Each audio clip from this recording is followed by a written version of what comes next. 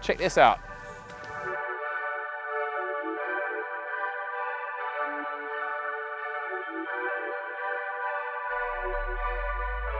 At PYTCH, we manufacture all sorts of things. Sometimes it's a piece of set for an exhibition, or it's a sign for a trade show.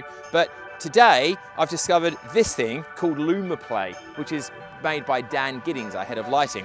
What it is a giant interactive electro-church organ lighting controller thing. It's super cool. Check this out. If I whack a button, it makes different weird sounds. Although it's quite light so you can't see, all the light show in the distance there is doing different things based on which button I press. The question is why?